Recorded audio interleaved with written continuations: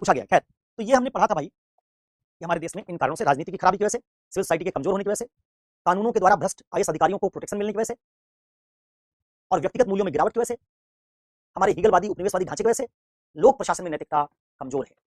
तो सवाल उठता है कि इस नैतिकता को मजबूत कैसे किया जाए, स्ट्रेंथनिंग ऑफ वैल्यूज कैसे होगी, स्ट्रेंथनिंग ऑफ वैल्यूज कैसे होगी। बहुत विस्तार में गए बिना, क्योंकि मैं विस्तार में काफी बातें पढ़ा चुका हूं, मैंने कहा था कि ये वाला जो इसका समस्या वाला पार्ट है तो मैंने एथिकली समझा दिया। समाधान वाले पार्ट में एक छोटी सी लिस्ट बना देना, उस लिस्ट को अपने नोट से, गाइड से, पीडब्ल्यू की किताब से पढ़ लीजिएगा, उसमें दिया होगा। एआरसी से कहा था पढ़ लेना, तो एआरसी और पीडब्ल्यू की गाइड मिलाकर दोनों पढ़ लेना। तो समाधान की लिस्ट बनाने के बाद फिर मैं एक टॉपिक पढ़ाऊंगा 6ठे यूनिट का, जिसका नाम है laws, rules, regulation and conscious source of moral guidance. ये वाला टॉपिक हम पढ़ाएंगे। ये टॉपिक पढ़ने के बाद इस टॉपिक को मान लेंगे खत्म हो गया, क्योंकि इसका प्रॉब्लम वाला एरिया हमने डिस्कस कर लिया है। ठीक है, तो अब आइए इस समस्या को समझने के बाद हम समझने जा रहे हैं कि लोक प्रशासन में मूल्यों एवं नैतिकताओं का सुदृढ़ीकरण कैसे, क्या करना पड़ेगा जिससे ये समस्या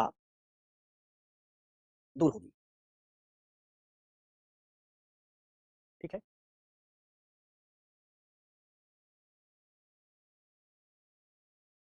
लोक प्रशासन में मूल्यों का और नैतिकताओं का सुदृढ़ीकरण कैसे होगा। मैं एक लिस्ट बना रहा हूं,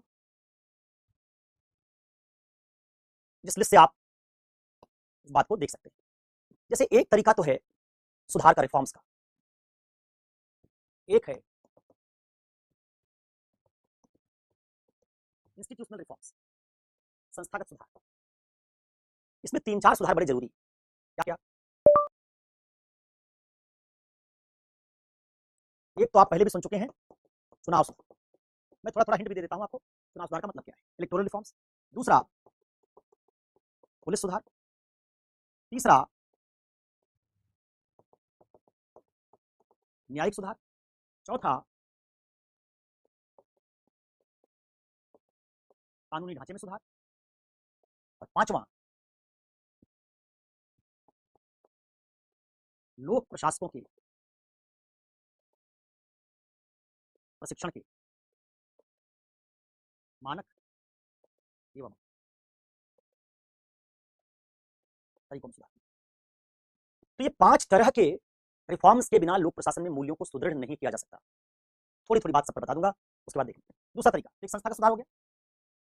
दूसरा तरीका है सुशासन और नैतिक शासन की अवधारणा को मजबूत करके, गुड गवर्नेंस और इथिकल गवर्नेंस की संकल्पना को मजबूत करके। तो सुशासन प्लस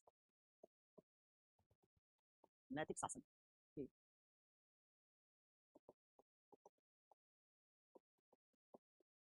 अब ये कहां से पढ़ोगे? तुमने जब गवर्नेंस पढ़ा होगा तो वहां गवर्नेंस का डिलीवरी सिस्टम कैसे ठीक होगा, गुड गवर्नेंस कैसे ठीक होगा, पढ़ा होगा। मैं यहां एक दो बातें और बता दूंगा। तीसरा है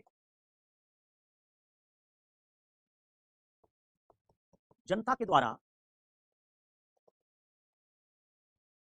सेवाओं का मूल्यांकन, एक ऐसा रेटिंग और फीडबैक सिस्टम हो जिसमें पब्लिक इन्वॉल्व हो, बिल्कुल बाजार की तरह लोक प्रशासन की सभी सेवाओं की पब्लिक रेटिंग करे, पब्लिक उसका कांस्टेंट मूल्यांकन करे कि फला प्रतापगढ़ के, कौशाम्बी के, सुल्तानपुर के, इलाहाबाद के, भभुआ के, झुमरी तलैया के, इनके एसडीएम जो ऑफिस अलग अलग है उनकी रेटिंग होनी चाहिए। आप गूगल पर जाते हैं, डालते हैं आप बेस्ट एसी सर्विस सेंटर्स, एक लिस्ट आ जाती है, 4.9 रेटिंग, 4.8 रेटिंग, 4.7 रेटिंग। आप अमेजन पे जाते हैं, आप मोबाइल खरीदना चाहते हैं, रेटिंग आ जाती है, फ्रिज खरीदना चाहते हैं, रेटिंग आ जाती है, सब जगह रिव्यूज और रेटिंग। लेकिन आप किसी एसडीएम दफ्तर का नाम डाल दीजिए, रेटिंग नहीं है, रिव्यूज नहीं है। डीएम दफ्तर डाल दीजिए, रिव्यूज नहीं, रेटिंग नहीं। पुलिस थाना डाल दीजिए, रिव्यू नहीं, रेटिंग नहीं है। एक तरफ तो बाजार में हम इतनी पारदर्शिता ले आ रहे हैं कि जो ग्राहक है वो कोई सामान खरीदने से पहले प्रोडक्ट की रेटिंग, उसका रिव्यू पड़ेगा। होटल बुक करना है, गो आईबीबो से, क्लियर ट्रिप से, मेक माई ट्रिप से, वीगो से, स्काई स्कैनर से, किसी ऐप से आप होटल बुक करने जाएंगे, अगुडा से, booking.com से, कहीं से जाएंगे, हर होटल की रेटिंग है। एक जगह इतनी चॉइसेस है, इतनी रेटिंग है, और दूसरी जगह किसी सिविल सर्वेंट की रेटिंग नहीं, ना होम सेक्रेटरी की, ना चीफ सेक्रेटरी की, ना डीएम की, ना एसडीएम की, ना उनकी ऑफिसर्स की कोई रेटिंग नहीं। बात ऐसे बनेगी नहीं। तो जनता की द्वारा सेवाओं का मूल्यांकन करवाना होगा। मैं क्या कर रहा हूं, एक लिस्ट बना रहा हूं। फिर जो तुमने कहा कि सेवोत्तम, सेवोत्तम के आइडिया को लागू करना पड़ेगा। फिर एक आइडिया जिसको हम कहते हैं नोलन मूल्य, नोलन समिति के मूल्य, उनको ले आना पड़ेगा। फिर संस्थाओं का विकेंद्रीकरण करना पड़ेगा। सोशल ऑडिट की बात तुम पहले सुन चुके हो, वो भी इसमें आनी पड़ेगी। तो चलो मैं इसका नंबरिंग कर देता हूं, 1 2 3 4 5 में हम कह देते हैं सोशल ऑडिट,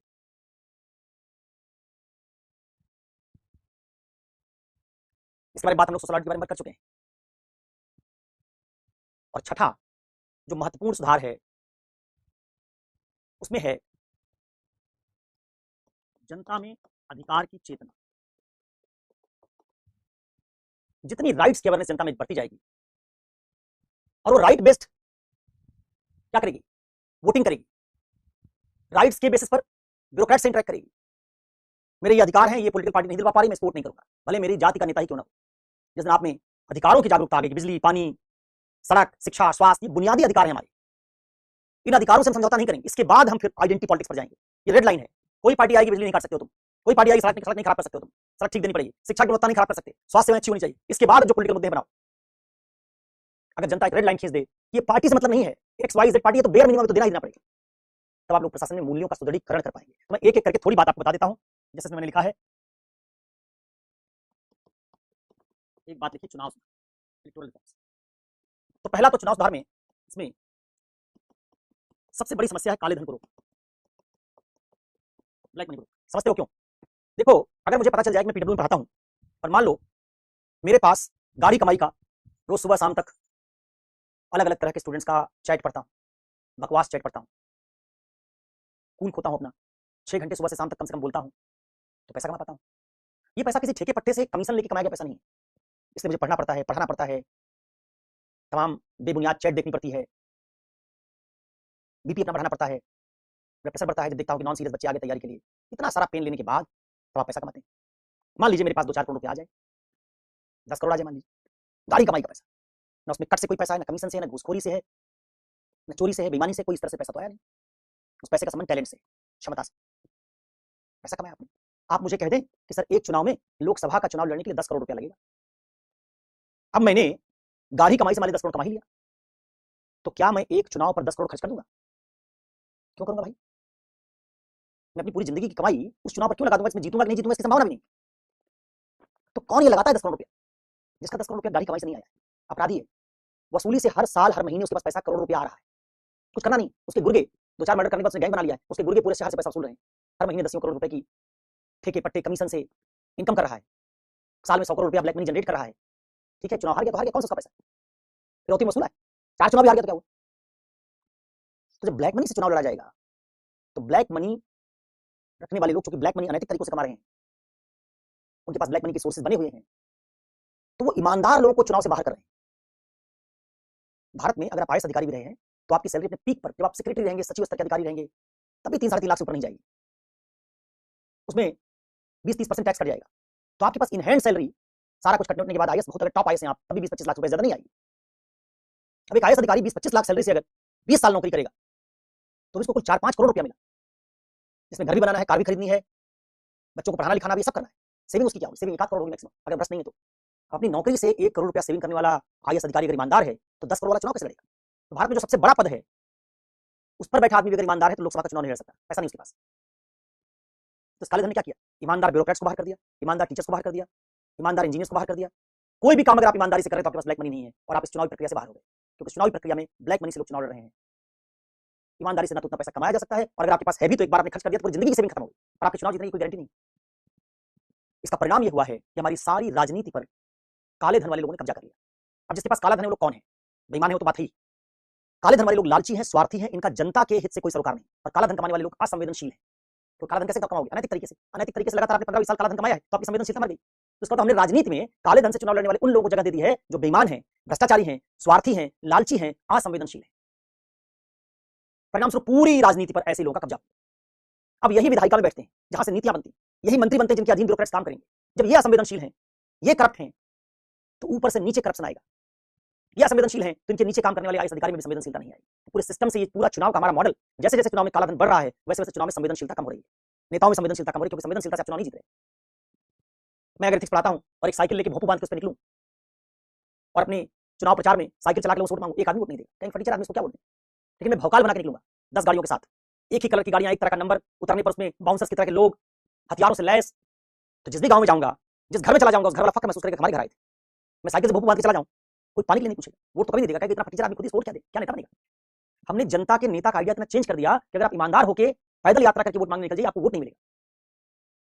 सारी राजनीति ने वैसे परसेप्शन की बना दी। हालांकि परसेप्शन की बात मैं करता हूं, हर क्षेत्र में आ गई। कोचिंग के टीचर को अगर आपने बार बार रील में नहीं देखा है तो आप मानते नहीं बड़ा टीचर है। परसेप्शन से टीचर आप मानते, खूब दिखना चाहिए, जगह जगह उसकी रील पड़ी होनी चाहिए। जितनी रील पड़ी होगी उतना बड़ा टीचर हमारी निगाह। ठीक वैसे नेता जितना भौकाल के साथ रहता उतना बड़ा नेता हमारी निगाह में। जितना दिखने वाला बाबा, जिसके आगे पीछे व्यवसायी नेता चलते हैं, उतना बड़ा बाबा।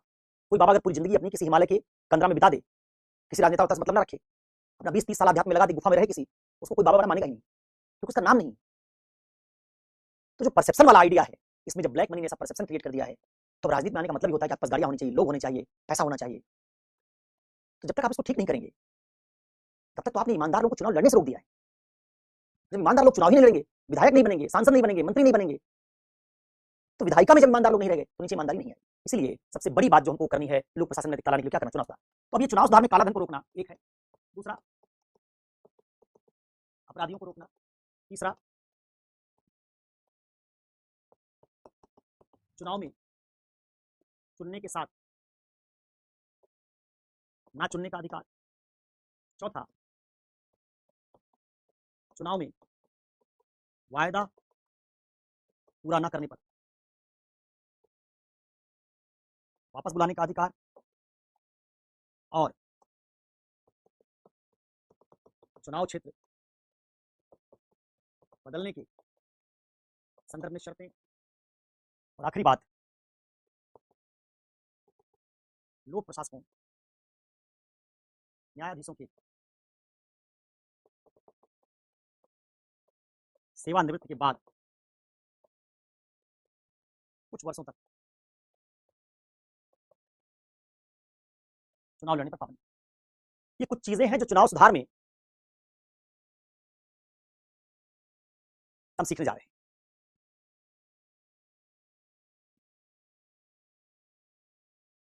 जब बात ही नहीं होती ममता तो क्या चिंता करना। तुम्हारा नाम ममता है लेकिन तुम ममता दिखाई नहीं दे कुछ भी।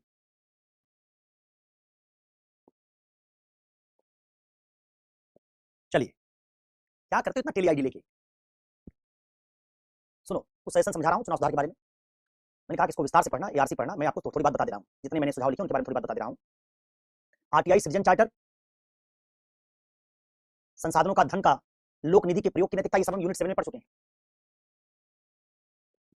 ठीक है, देखो जैसे मैंने कहा ऐसे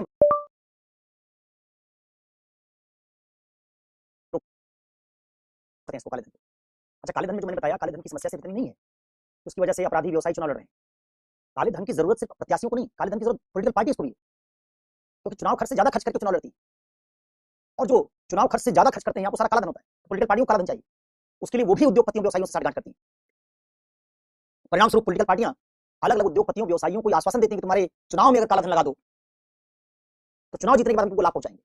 तो जैसे प्रत्याशी लालची स्वार्थी है, चुनाव लड़ने वाला आ रहा है जो काला धन इस्तेमाल करने वाला आदमी नैतिक नहीं है, वैसे पॉलिटिकल पार्टियों की नैतिकता भी खत्म हो गई, क्योंकि वो भी अपराधियों से व्यवसायियों से चंदा ले रही है। और चंदा लेने का मतलब है कि बदले में उनको सरकार बनाने पर उन व्यवसायियों उद्योगपतियों को लाभ पहुंचाना पड़ेगा।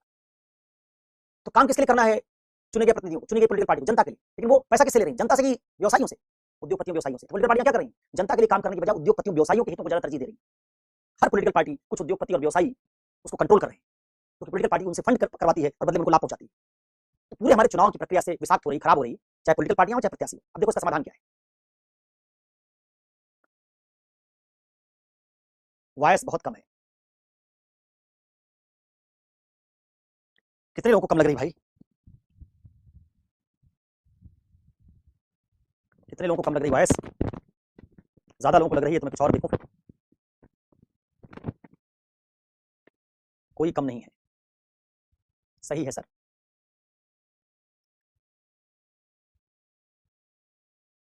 अच्छा देखिए मेरे पास स्टूडियो से भी जवाब आया है कि सर सही है, वो चेक कर रहे हैं लगातार। तो कुछ गड़बड़ होगा तुम्हारी तरफ, देखना इसको, कुछ हेडफोन फोन लगा लो। दो चार लोग कह रहे हैं फौजिया कह रहे हैं कम है, और एक दो लोग और कह रहे हैं ममता यादव कह रही कम है। हाँ जब बोर्ड की तरफ जाता हूँ तो कम हो जाती है, तो उसमें क्यों ज्यादा जोर दे रहे हो? बोर्ड की तरफ जब मैं जाता हूँ भूल जाओ मुझे, क्योंकि मैं जब तुम्हारे सामने आऊंगा तब जो कह रहा हूँ सुनो उसको, मुझे पता है कि बोर्ड की तरफ वाला कुछ मामला है इसमें। ठीक है अब सुनिए जरा, कैसे आप इसका समाधान कर सकते हैं। तीन चार चीजें मैंने लिखी, जिनको आप राजनीति में चुनाव सुधार के नाम पर जोड़ सकते हैं, जिससे ऊपर जो लोग चुने जा रहे हैं उनकी गुणवत्ता बेहतर होगी। अगर उनकी गुणवत्ता बेहतर होगी तो मुझे कहा कि माइक थोड़ा और ऊपर कर लीजिए, मैंने कर लिया, शायद इससे कुछ राहत मिल जाए आपको। देखिए, उनकी गुणवत्ता बेहतर होगी तो अगर ईमानदार लोग हमारे संसद में पहुंच गए तो सरकार को भी मन नहीं करने देंगे, और सरकार भी मन नहीं करने देंगे तो सरकार और मंत्री लोक प्रशासकों को और आईएएस अधिकारियों को भी मन नहीं करने देंगे। ठीक है, जरा समझो कैसे। इसका एक मॉडल ऐसा हो सकता है जिसको कहते हैं स्टेट फंडेड इलेक्शन। क्या समाधान इसका है?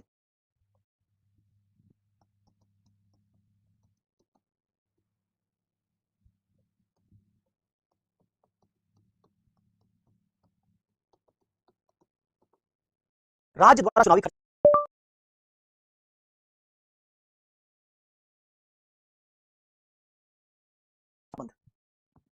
अगर हमारा स्टेट और चुनाव आयोग एक कानून के द्वारा चुनाव के खर्च का ऐसा प्रबंध कर दें कि हमारे बजट में ही 20-30 करोड़ रुपया जितना चुनाव खर्च उन्होंने माना है कि एक लोकसभा सीट के लिए होना चाहिए, मान लीजिए उन्होंने कहा कि महत्तम 95 लाख खर्च कर सकते हैं, छोटी लोकसभा है तो उसके लिए उससे कम रखी गई सीमा, सारी लोकसभा सीटों का एक जोड़ ले लें। सपोज कीजिए 545 लोकसभा सीट का इस तरीके से जोड़ करीब 500 करोड़ आया। फिर उन्होंने विधानसभाओं को जोड़ लिया, उसका जोड़ भी मान लीजिए 2000 करोड़ आया। फिर पॉलिटिकल पार्टियों को देखा कि तो प्रत्याशियों का खर्च, पॉलिटिकल पार्टियों को कुछ अलग से गतिविधि करनी पड़ेगी, उसके लिए 5000 करोड़ रख लिया। इस तरीके से 6000 करोड़ रुपए का भी हमारे देश में चुनाव होता है, कहते हैं उस पर 1 लाख करोड़ रुपए ज्यादा खर्च कर रही है। 2019 के चुनाव में एडीआर का एस्टिमेट था कि 60,000 करोड़ रुपया पॉलिटिकल पार्टी ने खर्च किया लोकसभा चुनाव में। तो यहां तो सिर्फ 6000 करोड़ की बात है। ये 6000 करोड़ करने के बाद क्या करेगा सब राज्य?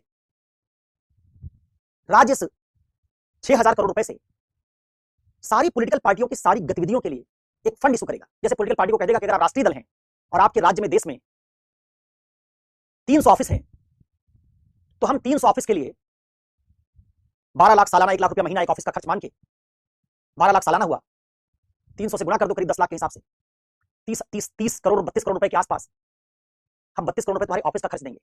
उतना ही कांग्रेस को देंगे, उतना बीजेपी को देंगे। क्षेत्रीय दल हो तो तुमको राज्य के 60-70 ऑफिस के लिए इतना पैसा देंगे। उसमें खर्च करने के लिए आप पैसा कैसे लेंगे? जैसे आपको फर्नीचर चाहिए, राज्य ने फर्नीचर लोकेट कर दिया, एसी चाहिए, एसी लोकेट कर दिया, व्हीकल 2-4 सरकारी दे दिया। जैसे हम गवर्नमेंट व्हीकल खरीदते हैं पुलिस के लिए, ब्यूरोक्रेट्स के लिए जीप खरीदी जाती, कार खरीदी जाती है, वैसे पॉलिटिकल पार्टियों के लिए 300 कार खरीद के दे दी, बीजेपी को 300 कार खरीद के दे दी, कांग्रेस को, क्षेत्रीय दलों को 30-40 कार खरीद के दे दी। कह दिया इसके अलावा आप कोई गाड़ी यूज नहीं करेंगे पार्टी के लिए, और पार्टियों के चंदा लेने पर प्रतिबंध लगा दिया कि आप कोई चंदा नहीं ले सकते। ठीक है, ऐसे चुनाव के समय जितना खर्च होगा, जैसे रैली स्थल पर सारा इंतजाम करना चुनाव आयोग देखेगा। चुनाव आयोग को दे दिया 2000 करोड़ रुपया, उसने शहर में और एक लोकसभा क्षेत्र में 4 जगह डिजिग्नेट कर ली, हर लोकसभा क्षेत्र में 4 जगह डिजिग्नेट कर ली। 545 लोकसभा सीट के लिए ऐसे 2000 जगह उसने ईयरमार्क कर ली, पहचान ली, और 2000 जगहों पर उसने मंच बना दिया चुनाव के समय 1.5 महीना के लिए। कुछ कुर्सियां टेंट हाउस से किराए पर लेकर लगवा दी, जिसका पैसा टेंट हाउस वाले को पे कर देगा चुनाव आयोग। अलग अलग पार्टी को उन जगहों पर रैली करने के लिए, सभा करने के लिए दिन एलोकेट कर दिए। सोमवार मंगलवार कांग्रेस को मिल गया, बुध बृहस्पति बीजेपी को मिल गया, एक दिन समाजवादी पार्टी को मिल गया, एक दिन बहुजन समाजवादी पार्टी को मिल गया। आपने समर्थकों को बुलाइए, और राज्य की जो रोडवेज बसें, सरकारी बसें, उनको चुनाव आयोग लेके आपके तमाम लोगों को रैली स्थल तक पहुंचा देगा। उसके लिए भी आपको निजी बस, निजी वाहन की जरूरत नहीं है।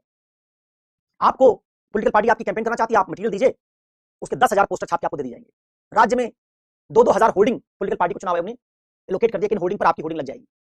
तो पॉलिटिकल पार्टी को कुछ नहीं करना, सारा खर्च पॉलिटिकल पार्टी के बिहाफ पर चुनाव आयोग करेगा चुनाव के समय, और बाकी समय पॉलिटिकल पार्टियों की गतिविधियों के लिए राज्य एक बजट एलोकेट कर देगा। जैसे राज्य डीएम ऑफिस के लिए बजट देता है, एसपी ऑफिस के लिए बजट देता है, बीडीओ ऑफिस के लिए बजट देता है, वैसे राज्य चुनाव के पहले पॉलिटिकल पार्टी को बजट दे देगा। अब पॉलिटिकल पार्टी इसके अलावा कोई चीज खरीद नहीं सकती, पैसा नहीं खर्च कर सकती। सारी पॉलिटिकल पार्टियां क्या होगी? बराबर होगी। तो पॉलिटिकल पार्टियां पैसा खर्च नहीं कर सकती अलग से, तो ले भी नहीं सकती। जब ले नहीं सकती तो उनकी व्यवसायियों, उद्योगपतियों से साठगांठ टूट जाएगी। अब अगर प्रत्याशी जो है वो भी पैसा नहीं खर्च कर सकता, तो चुनाव में मैं व्यवसायी को टिकट क्यों दूंगा? फिर ठेकेदार को क्यों दूंगा? और अब जब चुनाव में पैसा खर्च करना ही नहीं, तो बहुत सारे टीचर ईमानदार, बहुत सारे आईएएस ईमानदार, बहुत सारे वकील ईमानदार वो चुनाव लड़ने के लिए मैदान में आ जाएंगे, क्योंकि अपने घर से अपनी सेविंग्स खर्च करके चुनाव नहीं लड़ना है। तो राजनीति में 40-50-60% लोग ईमानदार आ जाएंगे, क्योंकि चुनाव का खर्च चुनाव आयोग कर रहा है। पॉलिटिकल पार्टियां भी देखेंगी जब हमको पैसा लेना नहीं उद्योगपतियों से, व्यवसायियों से, अपराधी माफिया से हमको फंड लेना नहीं, तो हमको टिकट क्यों दे?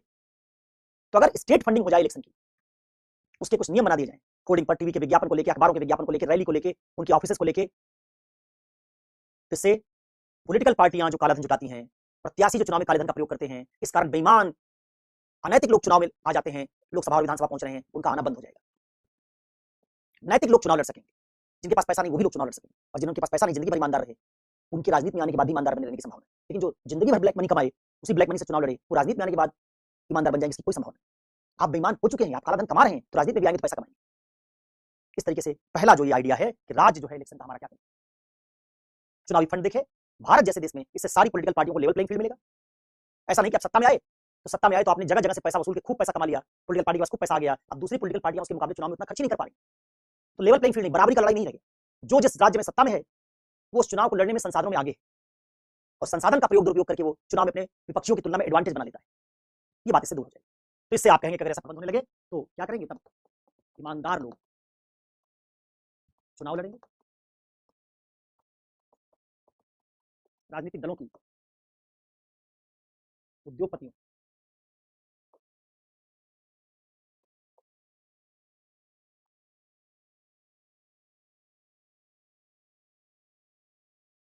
ईमानदार लोग चुनाव लड़ेंगे, राजनीतिक दलों के उद्योगपतियों, व्यवसायियों से साठगांठ खत्म होगी।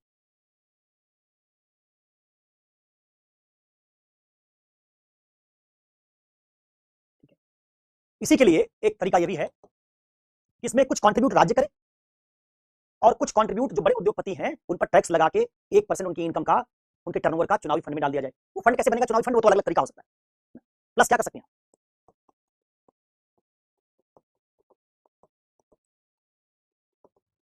एक चुनाव कोष बना सकते हैं जिस चुनाव कोष में लोग डोनेट कर सकते हैं और चुनाव कोष से आप इस तरह कलेक्शन कर रहे हैं। तो मतलब आइडिया उसके पीछे ये है कि मैं बहुत पैसे वाला हूं इसलिए चुनाव लड़ लूं, मैं बहुत बड़ा व्यवसाय उद्योगपति इसलिए चुनाव लड़ लूं, मैं जनता की सेवा का इरादा रखता हूं इसलिए चुनाव लड़ूं। चुनाव लड़ने के संदर्भ में जब तक ये नियम नहीं होगा तब तक राजनीति में शुचिता और लोक प्रशासन में नैतिकता दोनों नहीं आएगी। तो पहली बात तो ये। दूसरा क्या सुझाव है इसमें? दूसरा सुझाव है कि सिर्फ यही नहीं, देखिए हमारे पूरे लोकतंत्र जो प्रत्याशी चुनाव लड़ रहे हैं उनमें और भी बहुत सारी खामियां हैं। जैसे मान लो मैंने इस साल चुनाव लड़ा यहाँ से, कैसे लड़ा? मैंने किसी पॉलिटिकल पार्टी को जिसकी हवा चल रही थी उस पॉलिटिकल पार्टी को इस बार 5 करोड़ रुपया दे दिया, उस पॉलिटिकल पार्टी ने मुझे टिकट दे दिया 5 करोड़ रुपया लेके। अब मैं एक क्षेत्र से लड़ा, उस पॉलिटिकल पार्टी की हवा थी उस बार, इसलिए उसके पास वोट बैंक था, मैंने पार्टी को 5 करोड़ रुपया दिया, पार्टी ने अपना वोट बैंक मुझे दिया, मैं चुनाव लड़ा, पार्टी वोट बैंक से चुनाव जीत गया, लेकिन मैंने अच्छा काम नहीं किया, तो अगले साल जनता मुझे वोट नहीं देगी और वो पॉलिटिकल पार्टी की हवा भी खत्म हो गई। एक बार सरकार जिसकी रह जाती है जनता प्राय उससे नाराज ही रहती है। जो भी दल एक बार सरकार बना लेता है जनता प्राय नाराज होती है, अपवाद रहते हैं सबके, लेकिन जनता प्राय नाराज होती है।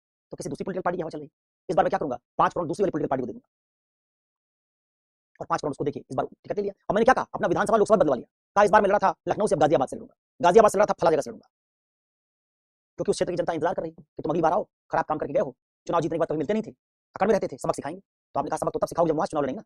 पार्टी बदल दी, क्षेत्र बदल दिया, अब नए क्षेत्र में नई पार्टी के साथ गए जिसकी हवा चल रही है, वहां से चुनाव जीत गए। तो जो उत्तरदायित्व का नियम है लोकतंत्र में कि तुम 5 साल कैसा काम करोगे इसका हिसाब किताब देंगे। प्रत्याशी ने 5 साल काम किया, खराब काम किया, हिसाब किताब देने की बारी आई, उस क्षेत्र की जनता को छोड़ के दूसरे क्षेत्र में चला गया, उस क्षेत्र की जनता क्या हिसाब किताब लेगी तुमसे? तो जो ये चुनाव क्षेत्र बदलने का आइडिया है ये खतरनाक है, जो पार्टी बदलने का आइडिया है ये खतरनाक है। तो दो बातें ना, पार्टी में बदलाव और चुनाव क्षेत्र, इसका समाधान, समाधान इसका क्या है? समाधान तो जन जागरूक, जनता अगर ऐसे प्रत्याशियों को वोट देना बंद कर दे जो चुनाव क्षेत्र बदल कर आ रहे हैं, मान लीजिए भाई तुमने चुनाव लड़ा वहीं जाओ, हमारे यहाँ बताओ, लोग वोट ना करें तो मामला बन सकता है। और दूसरा, हम कुछ रूल्स बनाए इस तरह के जिसमें पार्टी बदलने के लिए कुछ शर्तें, चुनाव क्षेत्र में बदलाव के लिए कुछ दशाएं शर्तें, क्या बनाए इसके लिए? इसके लिए कुछ शर्तें, इसमें कुछ वस्तुनिष्ठ आधार, ठीक इस तरीके से इसके लिए भी वस्तुनिष्ठ आधार। जब तक आप ऐसा नहीं करते तब तक लोग आया राम गया राम करके चुनाव के समय एक पार्टी में चले जाते हैं, इसकी हवा चल रही होती है, फिर 5 साल में काटने के बाद अगले साल अगले चुनाव में फिर से दोबारा किसी दूसरी पार्टी में लौट जाते हैं या पहले वाली पार्टी में लौट गए और पार्टी को एक्सेप्ट कर लेते, टिकट दे देते। तो अगर नियम इस तरह का हो जाए कि अगर आप पार्टी चुनाव से एन वक्त पहले बदलते हैं तो उस चुनाव में नहीं लड़ पाएंगे, अगला चुनाव लड़ेंगे। Cooling period, cool off periods को कहते हैं, अगर इस तरह का कूल ऑफ पीरियड का सिद्धांत लगा दिया जाए तो प्रत्याशी पार्टी बदलने से हतोत्साहित होंगे और परिणाम स्वरूप कम से कम एक बार चुनाव जीतने के तुरंत बाद पार्टी नहीं बदल पाएंगे, और पार्टी बदलना चाहते हैं तो संगठन में काम करना पड़ेगा, सीधे चुनाव नहीं लड़ सकेंगे। तो जो लोग अवसरवादी हो रहे हैं, अवसरवादी आधार पर पॉलिटिक्स कर रहे हैं, वो अवसरवादिता राजनीति में रुकेगी। इससे भी जो जल्दी में है राजनेता, जो पैसा कमाने के लिए वहां जा रहे हैं, पावर के लिए जा रहे हैं, समझ जाएंगे कि हम पार्टी छोड़ेंगे तो हम चुनाव में टिकट नहीं पाएंगे, तो कोई फायदा हमारे वहां जाने का नहीं है। इससे राजनीति में सिद्धांतों को मजबूती मिलेगी। एक आदमी सोच समझ के पार्टी ज्वाइन करे, ये जानते हुए कि इस पार्टी में छोड़ूंगा तो चुनाव नहीं लड़ पाऊंगा, जैसे पार्टी ज्वाइन ही वही करूंगा जो मेरी विचारधारा वाली पार्टी। अभी विचारधारा से कोई मतलब लोगों का नहीं रहेगा, जब जो पार्टी फायदा पहुंचाए उसको ज्वाइन कर लो, ठीक है। इस तरह की तीसरी बात है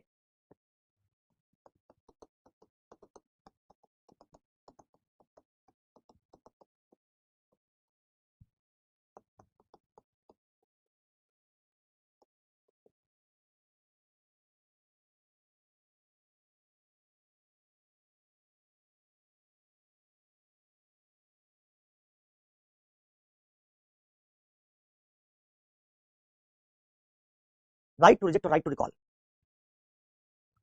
कैसे होगा ये?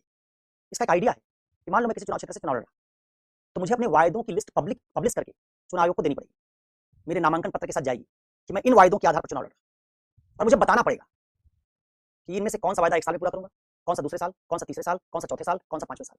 5 साल का मेरा चुनाव है, और अगर इनमें से 70% वायदे में पूरे नहीं करता पहले साल जो मैंने कर रखे हैं, तो मेरा जनता मुझे वापस बुला सकती है। दूसरे साल फिर मैंने 70% से 75% वायदे पूरे नहीं किए, वापस बुला सकती है। एक नियम ऐसा हो जिसमें चुनाव लड़ने वाले लोगों को झूठे वायदे के आधार पर चुनाव न जीतने दिया, जीत भी जाए तो उनको पता हो उनको वापस बुलाया जा सकता है। जिस दिन आप राइट टू रिकॉल का नियम ले आएंगे, उसकी कुछ शर्तें बनाएंगे कि प्रत्याशी झूठ बोलकर वोट नहीं ले सकता, प्रत्याशी को जो धन होता है उसका कल्याण के लिए जो सांसद विधायक को धन मिलता है उसका अगर 70% आपने उस साल खर्च नहीं किया तो वापस बुलाए जा सकते हैं। कुछ शर्तें बना दी कि भाई तुम गए किस लिए हो, तो अपने चुनाव क्षेत्र की बेहतरी के लिए गए हो, जो पैसा मिला उसको खर्च करके विकास करने के लिए गए हो, इनमें से कोई भी काम तुम्हारा 70% पूरा नहीं हो रहा है तो तुमको जनता वापस बुला सकती है। जब एक प्रत्याशी को पता चलेगा मैं चुनाव जीत भी जाऊंगा और झूठा वायदा किया, 10 करोड़ रुपया खर्च करके चुनाव लड़ा और दूसरे साल जनता ने वापस बुला दिया, और दूसरे दोबारा चुनाव ना दूसरे स्थान पर जो प्रत्याशी को मौका दे दिया जाए कि तुम आओ, तो लोकतंत्र में उत्तरदायित्व को प्रत्याशी गंभीरता से लेंगे, झूठ नहीं बोलेंगे, वही वायदा करेंगे जो पूरा किया जा सकता है। 5 साल भी क्या होता है, एक बार चुनाव लड़िए 5 साल तक जनता का कोई दबाव नहीं, और 5 साल बाद चुनाव क्षेत्र बदल के भाग जाएंगे दूसरे क्षेत्र में, लेकिन अगर उनको क्या पता चलेगा 5 साल बाद दूसरा चुनाव होगा तब दूसरे चुनाव क्षेत्र में जाएंगे, यहां तो जनता हर साल का हिसाब लेगी, और मुझे 1 साल बाद वापस बुला दिया तो मेरा तो 10 करोड़ रुपया गया। और जिसको राइट टू रिकॉल किया जाए इस आधार पर कि आपने वायदा पूरा नहीं किया, उस पर एक चुनाव लड़ने का प्रतिबंध लगा दो कि एक चुनाव नहीं लड़ पाएंगे, आपने झूठ बोला, तो राजनीति में सुचिता आ जाए, लोग वायदा जो करेंगे पूरा करेंगे, गलत वायदे नहीं करेंगे, लोक लुभावनवाद जनता को बरगलाने की कोशिश नहीं करेंगे, गंभीरता लोकतंत्र में आएगी। जब गंभीर नेता चुनाव जीतेंगे तो उनको परफॉर्म करना है, ब्यूरोक्रेसी पर क्या डालेंगे दबाव कि हम 1 साल में हमको ये रिजल्ट हासिल कर रहे हैं, तुम काम करो, तो ब्यूरोक्रेट्स को जाति धर्म के आधार पर पसंद नहीं करेंगे, काम करने वाले ब्यूरोक्रेट्स को पसंद करेंगे, क्योंकि वही ब्यूरोक्रेट जमीन पर उनके वायदे को उतार सकता है। अगर काम में सक्षम ब्यूरोक्रेट नहीं हुआ तो 1 साल बाद नेताजी ही वापस लौट जाएंगे। जब नेताजी के अपने हित पर सवाल खड़ा होगा, उनके अपने चुनाव के अस्तित्व पर सवाल खड़ा होगा, तो नेताजी ईमानदार ब्यूरोक्रेट्स को तरजीह देंगे, क्योंकि वही लोग उनके वायदों को जमीन पर उतार सकते हैं। ठीक है, तो राइट टू रिकॉल एक जरूरी चीज है, लेकिन इसको लागू करने के लिए कुछ दशाएं बनानी पड़ेगी। कैसा नहीं जनता का मूड खराब हो गया जब मनोता बुला लिया, कुछ दशाएं कि ये पूरी नहीं हुई और आपने इन पर चुनाव लड़ा था, तो आपने बेसिकली चुनाव में जो वोट लिया धोखे से लिया, और धोखा देकर आप चुनाव नहीं जीत सकते। आप जन समर्थन प्राप्त करके चुनाव जीतिए, धोखा देकर नहीं, झूठ बोल के नहीं। ऐसे राइट टू रिजेक्ट में क्या होगा, प्रत्याशी का बैकग्राउंड नहीं पसंद, ना बीजेपी वाले का ना कांग्रेस वाले का, तो वोटर का एक समूह ये टिक लगा सकता है कि हमको इसमें कोई प्रत्याशी पसंद नहीं, हमको मजबूर मत करो कि इनमें से हम किसी एक को चुन लें, कोई अच्छा नहीं। और अगर राइट टू रिजेक्ट का वोट जो सबसे पहले नंबर पर प्रत्याशी है उसके वोट से ज्यादा हो गया तो चुनाव कैंसिल कर दिया जाना चाहिए। जब ऐसा होगा कि राइट टू रिजेक्ट पड़े वोट चुनाव में किसी प्रत्याशी, लोकप्रिय प्रत्याशी जो पहले नंबर पर उसके वोट से ज्यादा होंगे, तो इसका मतलब है जनता को प्रत्याशियों से ज्यादा रिजेक्शन पर भरोसा है, तो उस जगह प्रत्याशी बदलना पड़े पोलिटिकल पार्टी को। जिस दिन पोलिटिकल पार्टियां समझ जाएंगी कि अगर हम अपराधी प्रत्याशी देंगे, व्यवसायी प्रत्याशी देंगे, ठेकेदार प्रत्याशी देंगे, बिल्डर प्रत्याशी देंगे, तो जनता रिजेक्ट कर देगी, फिर से चुनाव जाना पड़ेगा, तो उस दिन पोलिटिकल पार्टियां ईमानदार प्रत्याशी चुनना शुरू करेंगी। अभी प्रत्याशी जो चुन दिए उनको तो हम चुन सकते हैं, लेकिन प्रत्याशी कैसे होने चाहिए इसमें जनता का कोई से नहीं। जिस दिन राइट टू रिजेक्ट आ जाएगा उस दिन जनता ये भी बताएगी प्रत्याशी कैसे चुन होने चाहिए। पोलिटिकल पार्टी अपनी मर्जी से प्रत्याशी नहीं चुन पाएगी, तो सारी पोलिटिकल पार्टियों के भीतर लोकतंत्र आ जाएगा, क्योंकि पोलिटिकल पार्टियां चापलूसों को टिकट देंगी अपनी, जनता रिजेक्ट कर देगी, ये चापलूस है, तुम्हारे घर का है, सारे खानदान को मिला के तुम चुनाव लड़ते हो, हम इनको नहीं चुनेंगे। तुम्हारी पार्टी पर भरोसा है, हमको समाजवादी पार्टी पर, हमको राजद पर भरोसा है, हमको जदयू पर भरोसा है, हमको शिवसेना पर भरोसा है, लेकिन तुम अपने बेटा बेटी को चुनाव लड़ाओगे तो हम नहीं मानेंगे। पार्टी कार्डर को लड़ाओ, काम करने वाले को लड़ाओ। अगर किसी कार्डर के बजाय तुमने ऐसे बेटा बेटी को लड़ा दिया तो हम रिजेक्ट को ज्यादा वोट दे देंगे, परिवारवाद टूटेगा, पार्टियों के भीतर लोकतंत्र दबाव बनेगा, पार्टी के भीतर अच्छे नेताओं की कदर बढ़ेगी, जनता प्रत्याशियों के चुनने में ना सिर्फ जो प्रत्याशी दिए गए उनके चुनाव में, बल्कि प्रत्याशी कैसे होने चाहिए इसके चुनाव में भूमिका निभा पाएगी। इससे आप बदलाव कर सकेंगे। ठीक है, तो ये एक आइडिया है कि कैसे आपको चुनाव सुधार करना है बिना चुनाव सुधार के। पॉलिटिकल पार्टियों के अलोकतांत्रिक व्यवहार को चलने देने से, पार्टियों के भीतर लोकतंत्र के अभाव से, पार्टियों के उद्योगपति व्यवसायियों से साठगांठ के, पार्टियों के अपना टिकट बेच देने से, प्रत्याशियों के केवल धन कमाने के लिए राजनीति में आने से, काले धन का राजनीति में प्रयोग होने से, इन सबसे आप राजनीति में सुचिता और लोक प्रशासन में नैतिकता नहीं ले आ पाएंगे जब तक इसको बदलते नहीं। तो पहली बात है, मैंने कुछ हिंट दिया,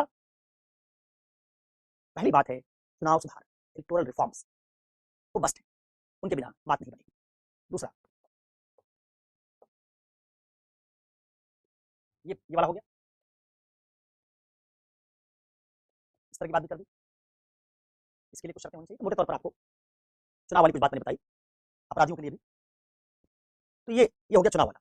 दूसरा है इसी सुधार में पुलिस सुधार, न्यायिक सुधार। देखो अब ये रिफॉर्म्स का बहुत बड़ा टॉपिक है, इसको थोड़ा पढ़ना, लेकिन मैं समझा देता हूं।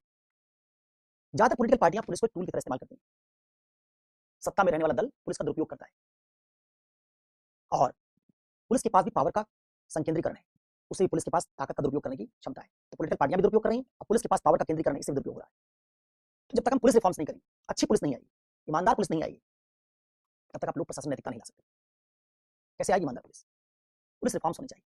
पुलिस डिपार्टमेंट को 3-4 भाग में तोड़ देना चाहिए। एक पुलिस का महकमा वो होना चाहिए जो दंगा रोकने, लाठीचार्ज करने, लॉ एंड ऑर्डर करने का department, law and order maintain करने का डिपार्टमेंट, जिसका काम रोकथाम करना है, कानून व्यवस्था संभालना। लेकिन ये जो पुलिस होगी ये इन्वेस्टिगेशन नहीं करेगी। ये पुलिस कचहरी में केस लड़ने नहीं जाएगी। स्टेट की तरफ से पुलिस अधिकारी जाता है, एफआईआर तो ही करता है, तो जाता है। ये पुलिस वो काम नहीं करेगी। कहीं क्राइम हो गया, उसकी जांच करने के लिए साइंस ग्रेजुएट्स को, बायोलॉजी वाले लोगों को, फिंगरप्रिंट स्पेशलिस्ट को, इन्वेस्टिगेशन के लिए फॉरेंसिक्स के लोगों को, उनको पुलिस में चुना जाना चाहिए और उनका डिपार्टमेंट अलग होना चाहिए। जिनको क्रिमिनोलॉजी पढ़ाई जाए, फॉरेंसिक्स पढ़ाया जाए, एविडेंस कलेक्ट कैसे किया जाता है ये पढ़ाया जाए, वो एविडेंस के एक्सपर्ट होंगे, क्राइम सीन पर जाएंगे और सारा काम करेंगे। उसका लॉ एंड ऑर्डर वाली पुलिस से कोई लेना नहीं, उनका डिपार्टमेंट की बिल्डिंग सब अलग। और तुम्हारा जो ये एसएचओ है लॉ एंड ऑर्डर वाला, और जो एसएचओ होगा फॉरेंसिक्स वाला, दोनों अलग। स्टेशन हाउस ऑफिसर, थानेदार, वो थाना अलग होगा, फॉरेंसिक्स का थाना अलग, लॉ एंड ऑर्डर वाला अलग। ठीक ऐसे कोर्ट में जो जिरा करने जाएगा और जो केस रजिस्टर करेगा, केस लिखने वाला, जहाँ केस लिखा जाएगा, जो अदालत जाएगा, वो पुलिस अलग। वो लीगल एक्सपर्ट्स होने चाहिए उसमें, लॉ पढ़े लिखे लोग होने चाहिए, जिनको एलएलबी किया हो, जिन्होंने एलएलएम किया, वही उस पुलिस में आ सकेंगे, वही केस लिखेंगे, वही संगत धाराएं लगाएंगे और वही केस लड़ने के लिए जाएंगे। जब आप पुलिस को इस तरह से तोड़ देंगे तो लॉ एंड ऑर्डर वाले को पता है कि हम लॉ एंड ऑर्डर मेंटेन कर सकते हैं, किसी पे एफआईआर नहीं कर सकते, हम किसी केस की जांच नहीं कर सकते, जांच करने का घूस नहीं ले सकते।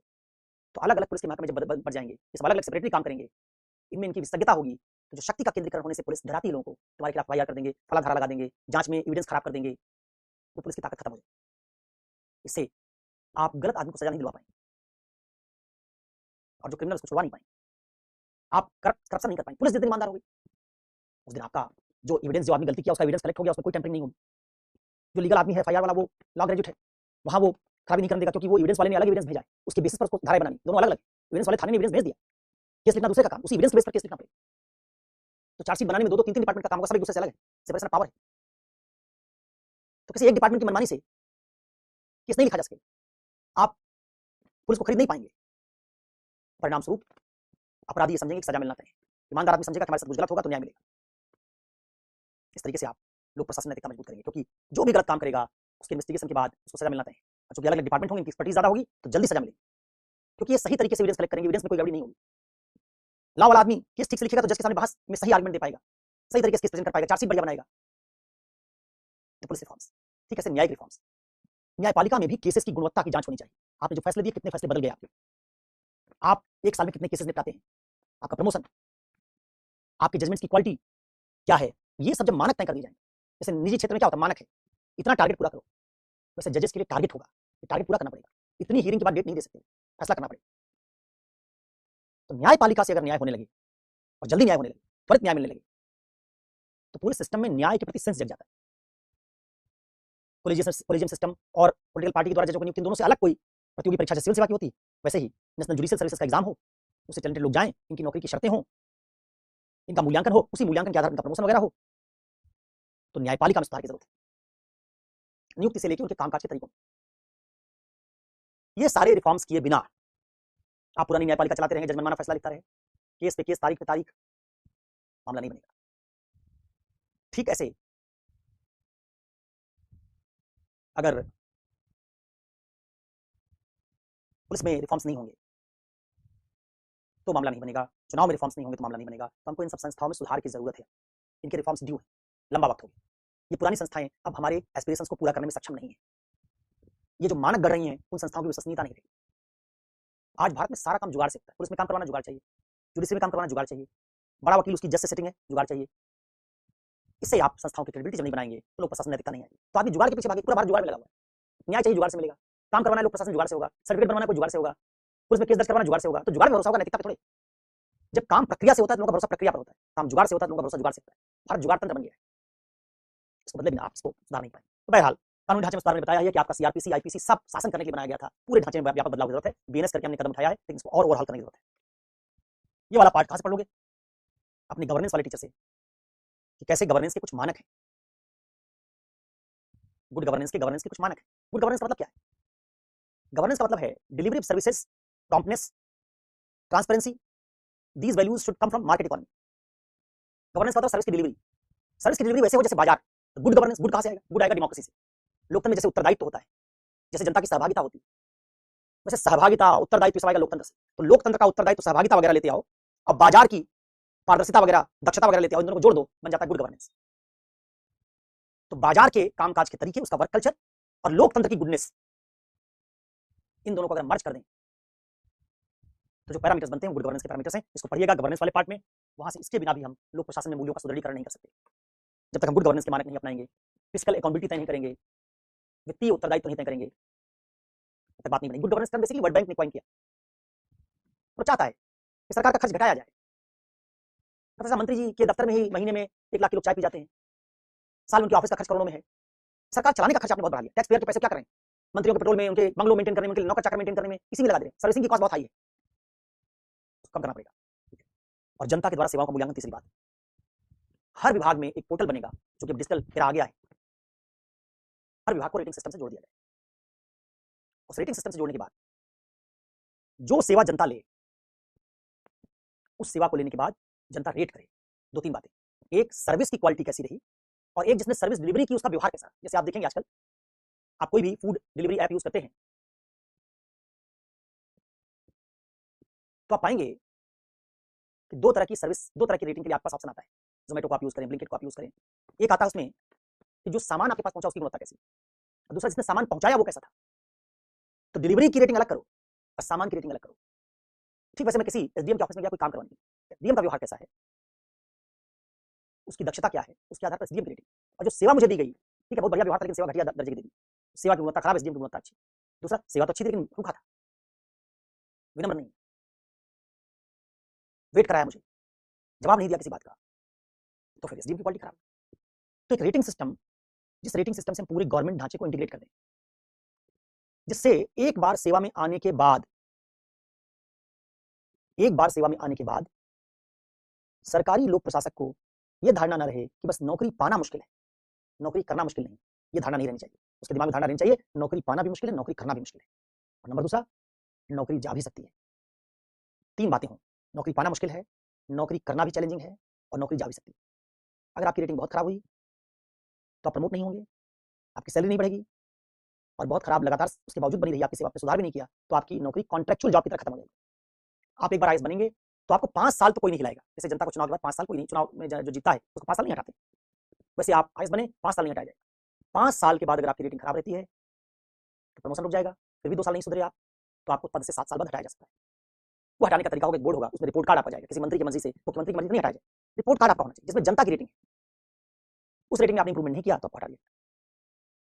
जिस दिन ऐसा हो जाएगा, ब्यूरोक्रेट जनता को संतुष्ट रखने की एड़ी के लिए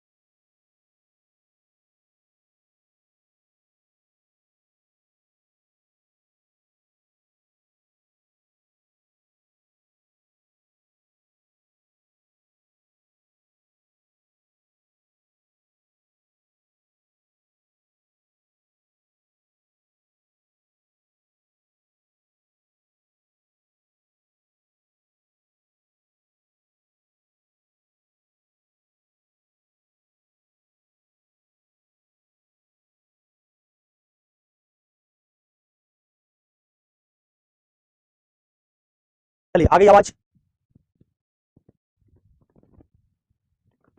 क्या नया है? चलिए आ गई तो बढ़िया है।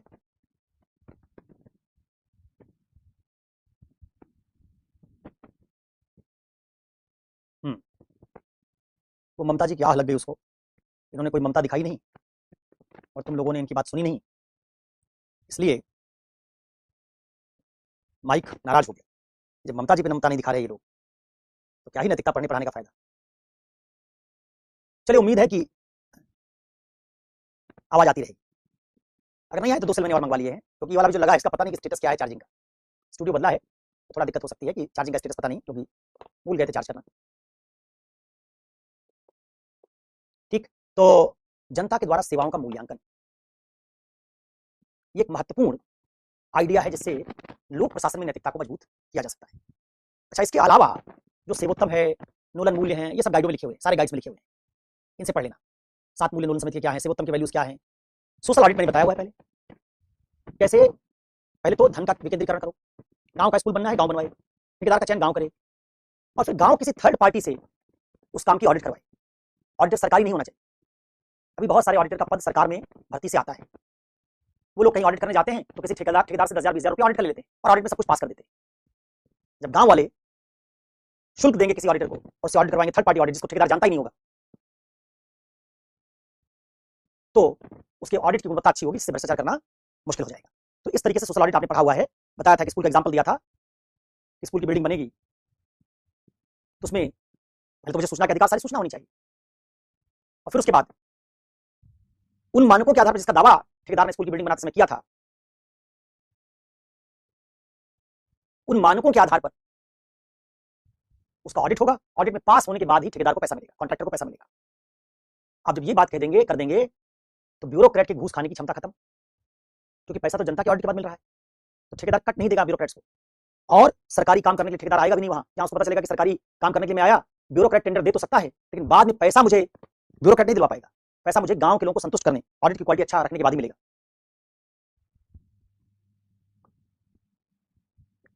ठीक है, उस दशा में आप इन मानकों का प्रयोग करके लोक प्रशासन में जो सुचिता या लोक प्रशासन के मूल्यों का सुदृढ़ीकरण है, आपने क्या किया, बेईमानी करने के अवसर खत्म कर रहे हैं।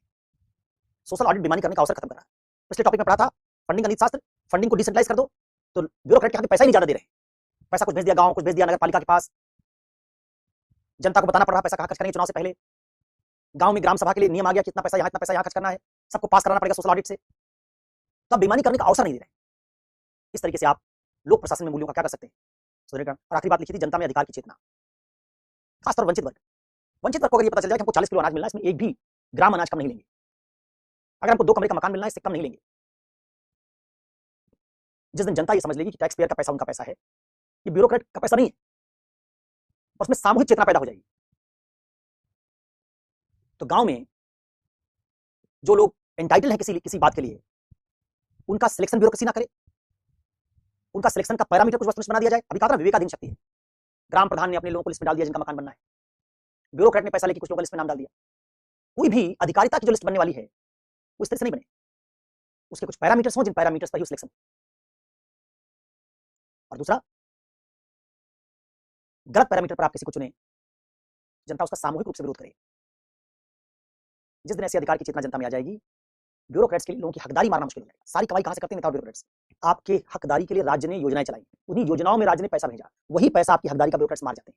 तो जिस दिन आप हकदारी नहीं छोड़ेंगे उस दिन नेताओं और ब्यूरोक्रेट्स के लिए पैसा कमाने की संभावना खत्म, और जिस दिन पैसा खत्म हो गया, पावर आपने खत्म कर दिया, विवेकाधीन शक्ति छीन ली, उस दिन ब्यूरोक्रेसी का चार्म खत्म हो गया।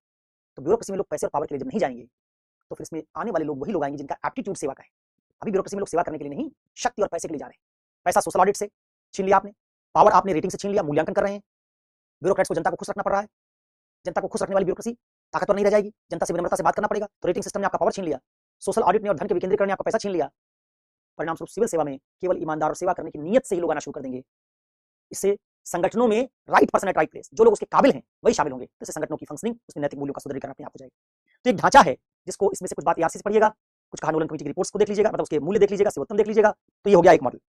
अब आइए दूसरे भाग पर चलते हैं, इसमें यूनिट 6 में दूसरा भाग है इसका, हमारे लोक प्रशासन में नैतिकता लाने में विधि, नियम, विनियम और अंतरात्मा की आवाज की क्या भूमिका है। एक टॉपिक है laws, rules, regulation and conscience as source of ethical guidance.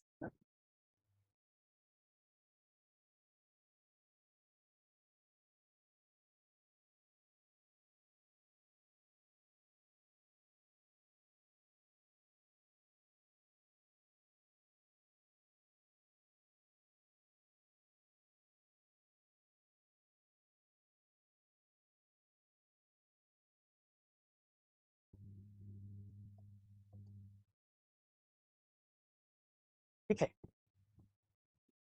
तो मूल्यों को सुदृढ़ीकरण कैसे करें, उनको मजबूत कैसे करें, इसके बारे में हम लोगों ने राजनीति वाली बात थोड़ी विस्तार से, रेटिंग वेटिंग वाली बात भी समझ ली, सोशल ऑडिट समझ लिया। इसके अलावा मैंने कहा कुछ सजेशन ARC से देख लीजिएगा, किस तरह से संस्थाओं में सुधार किया जा सकता है। समस्या को हमने बहुत विस्तार से पढ़ाई था, लीगलवाद को विस्तार से पढ़ा था, उपनिवेशवाद को विस्तार से पढ़ा था, सिविल सोसाइटी की बात को समझा था, कहाँ कहाँ समस्या आ रही है समझा था। तो ये वाला पार्ट हमने एक तरह से लोक प्रशासन नैतिकता को, उसके एक भाग को कंप्लीट किया। दूसरे भाग में उसमें विधि नियम विनियम और अंतरात्मा की आवाज की बात है। सर अन्य देशों में भारत की अपेक्षा अधिक शिक्षित व्यक्ति हैं, फिर भी वहां भ्रष्टाचार होता है। कहाँ पे शिक्षित व्यक्ति ज्यादा है बताओ? पहले तो शिक्षित, मैंने कब कहा शिक्षा से भ्रष्टाचार होता है? सर ने कहीं लिखा है? तो पहले तुम ये बताओ, तुमने ये अपने मन से कहां से गढ़ा? और फिर भारत से ज्यादा शिक्षित लोग कहां जहां भ्रष्टाचार है भारत से ज्यादा, वही बताओ। सोनाली पोद्दार बताइए। 2 सवाल का जवाब। एक, मैंने कहा ये कहा कि शिक्षित लोगों से भ्रष्टाचार होता है। उल्टा मैं तो आपको लगातार ये पढ़ाता आ रहा हूं कि शिक्षित लोगों का भी एटीट्यूड अगर खराब है तो ज्यादा भ्रष्टाचार करते हैं। एक क्वेश्चन यूपीएससी ने पूछ रखा है, ज्ञान के बिना ईमानदारी व्यर्थ है, ईमानदारी के बिना ज्ञान खतरनाक है। बहुत सारे आपको उदाहरण दे रखे मैंने। रावण का उदाहरण दिया था, क्या कहा था? परम ज्ञानी था, फिर भी नैतिक काम तो नहीं किया। दुर्योधन का उदाहरण दिया था, कहा था बहुत ज्ञानी था, नैतिक काम तो नहीं किया। तो ये आपने कहां से सुना मुझसे कि शिक्षित कर देंगे व्यक्तियों को तो नैतिक हो जाएंगे? तो पहला सवाल मेरा ये कि आपने ये कहां से बनाया?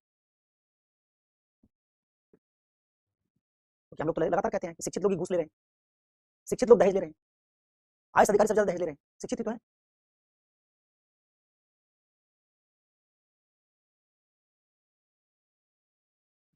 सोनाली पोद्दार बताएंगे, उन्होंने सवाल पूछा, उन्हीं का उत्तर चाहिए। इतने लंबे समय से हम लोग ये पढ़ रहे हैं, कई बार मैंने क्लास में टिप्पणी की, जो आप पढ़ते थे बहुत पहले सोसाइटी में, शिक्षा साक्षरता से समस्याएं खत्म हो जाएंगी। मैंने कहा कुछ भी खत्म नहीं। शिक्षित होने पर यौन हिंसा भारत में बढ़ गई, शिक्षित होने पर दहेज बढ़ गया, शिक्षित लोग घूस ज्यादा ले रहे हैं, शिक्षित लोग आतंकवाद की ओर जा रहे हैं। कौन समस्या, नैतिक समस्या शिक्षा से खत्म होती है?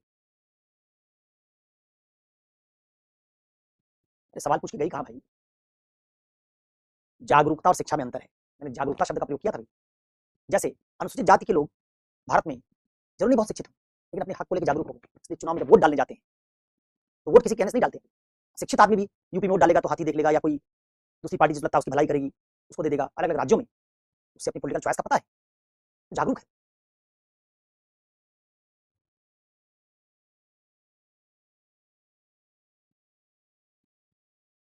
ठीक है, तो पहली बात तो ये। दूसरा, भारत की तुलना में कहाँ ज्यादा शिक्षा और वहां भ्रष्टाचार ज्यादा है, वो भी आपने नहीं बताया। तो आप जब ऐसे कमेंट अगर लिख रहे हैं तो उसका कुछ डेटा है क्या, या आपके मन से आपने कह दिया? राजा ये देखा गया कि जहां नागरिकों में अधिकार आता है, सारे नागरिकों में अधिकार आता है शिक्षा की, भारत में क्या दिक्कत है? भारत में अभी भी एक बड़ा वर्ग जिसको कल्याणकारी राज्य की योजनाओं का लाभ लेना, वो शिक्षित नहीं हुआ है। कल्याणकारी योजनाओं का लाभ किसको लेना है? मजदूर को, किसान को, गरीबी रेखा से नीचे आदमी जो शिक्षित नहीं हुआ, इसलिए वो शिक्षित ब्यूरोक्रेट पर दबाव नहीं डाल रहा है। अगर ब्यूरोक्रेट भी शिक्षित हो, उसी के बराबर शिक्षा किसकी हो? गांव के किसान की। ठीक है, आपने ब्यूरोक्रेसी चुन लिया, मैंने पढ़ने के बाद खेती चुन ली, तो आप पाएंगे भ्रष्टाचार कम। तो शिक्षा से भ्रष्टाचार कम होता है, बस सब शिक्षित हो। खासकर वो वर्ग जिसको राज्य लाभ दे रहा है वो शिक्षित हो।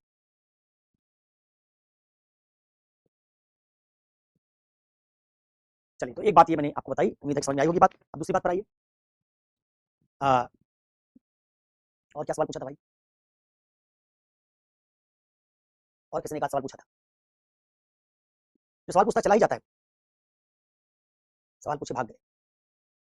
सवाल पूछ के टिका करो यार, तभी तो बातचीत होती है। भाग गए मतलब इसको बुरा मत मानना, अगर मतलब सवाल पूछो तो टिके रहो, जवाब दो, जिससे तुम सीखोगे।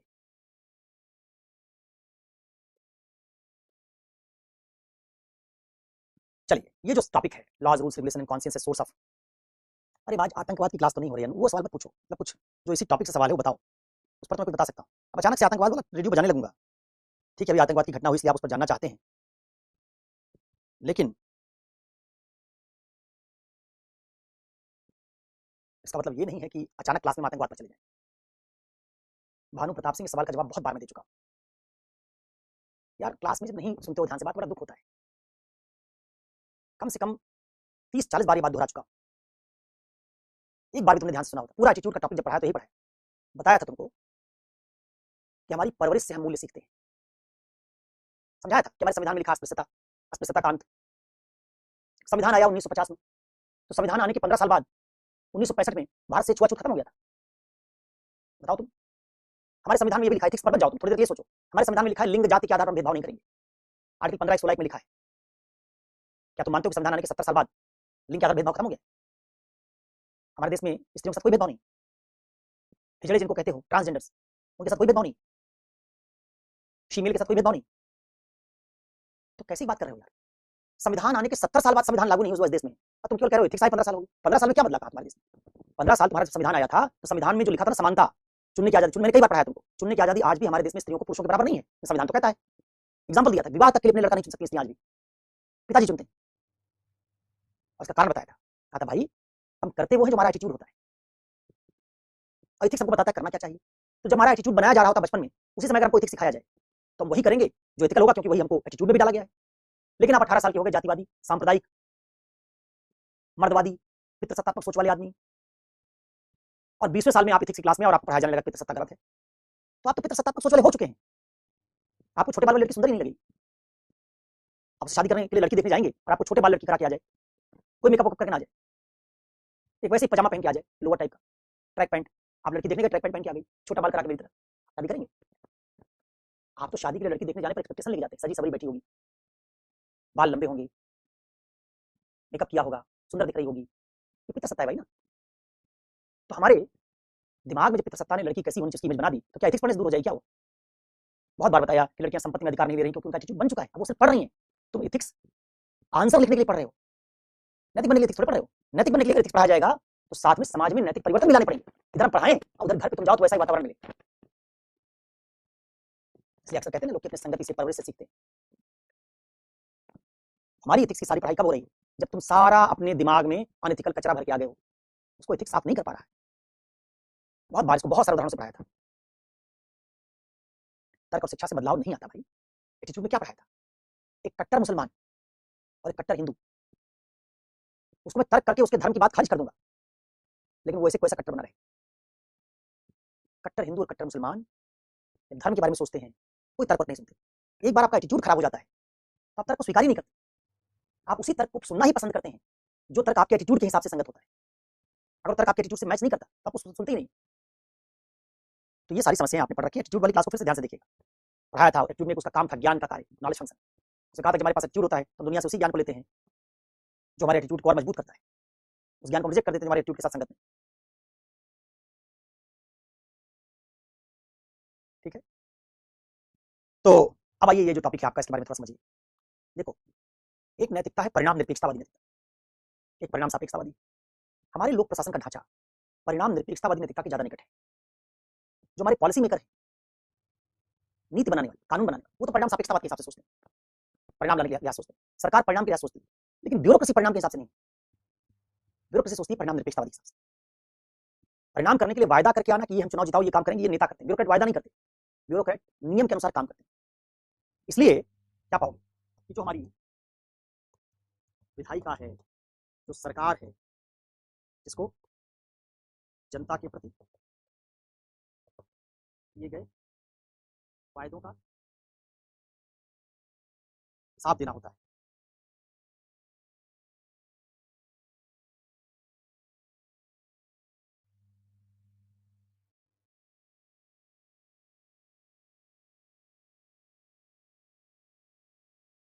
ये परिणाम सापेक्षतावादी नैतिकता का प्रयोग करता है।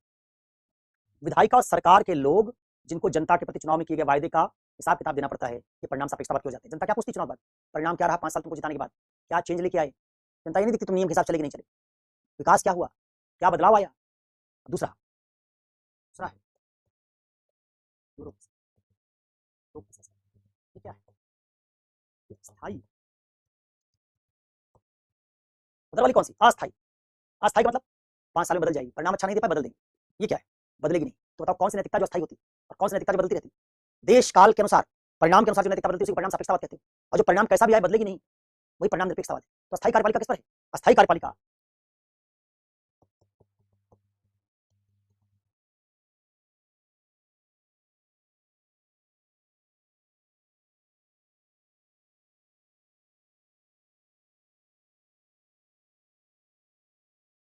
इसलिए परिणाम निरपेक्षतावादी नैतिकता है। इसका हमारे शासन के ढांचे में टीलियोलॉजी और डिओन्टोलॉजी, परिणाम सापेक्षतावाद और परिणाम निरपेक्षतावाद, दोनों नैतिकताएं शामिल है। ब्यूरोक्रेट से उम्मीद है कि वो विधि के शासन के हिसाब से काम करें, नियमों के हिसाब से काम करें, उनका लक्ष्य परिणाम लाना नहीं। पॉलिटिशियन के लिहाज से उम्मीद है कि वो सही नीतियां बनाएंगे, सही नियम बनाएंगे जिनसे अच्छे परिणाम लाए जा सके। तो ये परिणाम लाने की नीयत से काम करते हैं और ये नियमों के पालन की नीयत से काम करते हैं।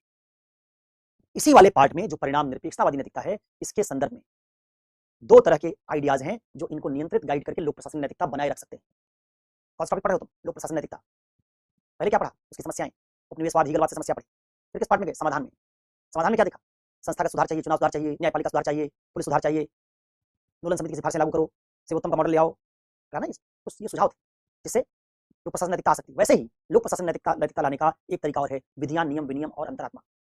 ये विधि, नियम, विनियम, अंतरात्मा की नैतिकता परिणाम निरपेक्षतावादी नैतिकता है, जिसमें लोक प्रशासक विधियों का पालन आंख मूंद के करेगा, नियम का पालन करेगा, विनियम का पालन करेगा। अगर इनसे बात नहीं बनी तो अंतरात्मा की आवाज सुनिए। तो हम जानना चाहते हैं कि ये विधि, नियम, विनियम होता क्या है और कैसे इससे ब्यूरोक्रेट काम करता है। इस तरह के काम करने पर कैसे नैतिक समस्याएं लोक प्रशासन नैतिकता बनी रह सकती है और उसके चैलेंजेस क्या आते हैं। उन चैलेंजेस को दूर करने के लिए हम अंतरात्मा पर जाएंगे। जो चैलेंजेस विधियां छोड़ देंगे उनको अंतरात्मा दूर करेगी। और कई जगह ऐसा भी होगा जहां अंतरात्मा काम नहीं करेगी। तो हम ये समझ पाएंगे किस तरह का मिला जुला एक मॉडल अपना के लोग ब्यूरोक्रेसी में लोक प्रशासन नैतिकता लाने की कोशिश करते हैं। ठीक है, तो ये जो पार्ट है इसी लोक प्रशासन नैतिकता जो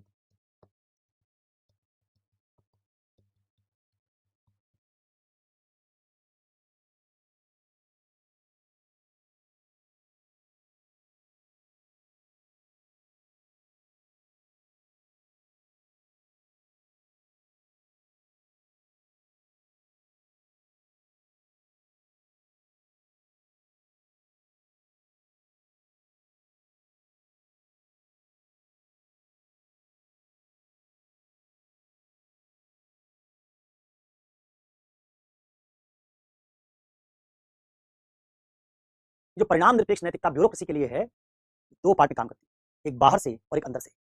बाहर से काम करने वाली इसी नैतिकता को जो परिणाम निरपेक्ष है, जिसमें परिणाम पर आपको ध्यान नहीं देना है, वो है विधि, नियम और विनियम। लॉ, रूल्स और रेगुलेशंस कहते हो, रूल ऑफ लॉ, विधि का शासन, नियमों का पालन। तो क्या है?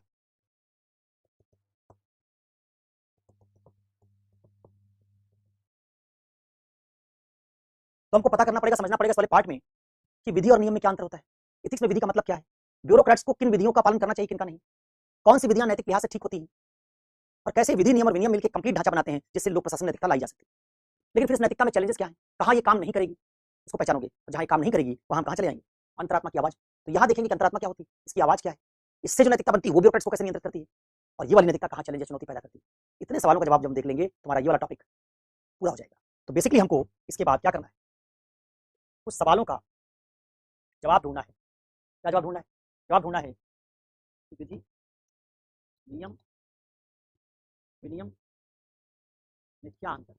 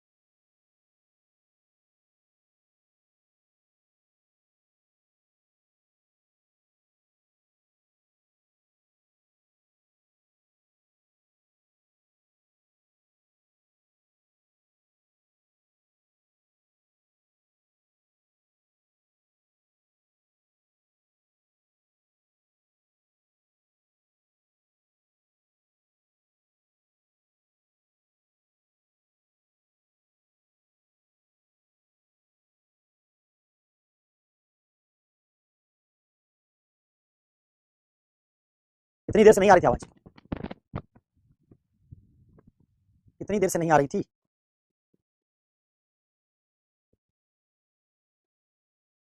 अब तो आ गई होगी।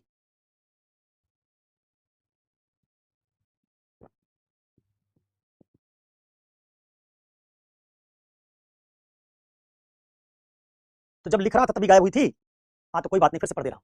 विधि नियम विनियम का क्या आशय है, विधि नियम विनियम में क्या अंतर है, यह तीनों किस प्रकार लोक प्रशासन नैतिकता के आधार को सुदृढ़ करते हैं, इस नैतिक मॉडल की समस्या क्या है, अंतरात्मा की आवाज क्या होती है, यह लोक प्रशासन नैतिकता को कैसे सुदृढ़ करती है, और नैतिकता के इस मॉडल की समस्या क्या है। इतने सवालों का जवाब अगर हमको मिल जाए तो हम वो टॉपिक जो परिणाम निरपेक्षतावाद के हिसाब से लोक प्रशासन में नैतिकता का ढांचा बनाना चाहता है उसको समझ लेंगे। यही सवाल मैंने इसमें लिखे हैं। तो अगर यहां से सिर्फ सवाल लिखते समय आवाज गायब हुई थी तो इसको मैंने फिर से पढ़ दिया कि एक बाहर से कंट्रोल करने वाली नैतिकता, एक अंदर से। दो मॉडल मिलकर माना जाता है कि लोक प्रशासन के ढांचे में नैतिकता ले आ सकते हैं उन लोक प्रशासकों के लिए जिनको परिणामों के लिए नहीं, नियमों के लिए काम करना। उसका एक जो ढांचा है बाहर और अंदर वाला, अंतरात्मा और विधि नियम विनियम वाला, उसी से संबंधित सवाल लिखा है। एक बार विधि नियम विनियम से सवाल लिखा कि तीनों क्या है, इनका मतलब क्या है, तीनों एक दूसरे से अलग कैसे हैं, इनसे नैतिकता आती कैसे है, और जो नैतिकता आती है उसमें समस्या क्या है, और फिर दूसरी बार अंतरात्मा की आवाज को लिया और उस मॉडल को लिख दिया। ठीक है, कल मिलेंगे 12 से 2, तो उसमें इस बात को आगे बढ़ाएंगे और इस टॉपिक को, छठे यूनिट को कोशिश करेंगे खत्म करने की कल। फिर हमारी केस स्टडी वाला मामला बचेगा, उस पर बातचीत करेंगे। तो आज यहीं तक। नहीं, थैंक यू तो बोल चुके हैं, थैंक यू तो पहले बोल चुके हैं। ममता की नैतिकता जाग गई, उनको हकदारी का एहसास हो गया। आज उन्होंने पढ़ा ना कि हकदारी की आवाज होनी चाहिए, तो उनकी हकदारी की आवाज जाग गई है। अब तुम लोगों को छोड़ दो, नहीं तो उनको आज रात भर क्लास की आवाज आएगी। उनको जब बैटरी चली जा रही तब भी आवाज आ रही है, तो आज पूरे रात में, पूरे 12 घंटे 10 घंटे में पूरा एथिक्स उनका रिवाइज हो जाएगा। उनको ऐसी सी आवाज आएंगी, अब नॉर्मल पैरानॉर्मल। चलिए, उम्मीद करते हैं कि ममता जी रात में चैन की नींद सोएंगी, एथिक्स की आवाज नहीं आएगी। इसी उम्मीद के साथ छोड़ते हैं कि कल दोबारा ये आवाज सुनेंगी। नमस्कार।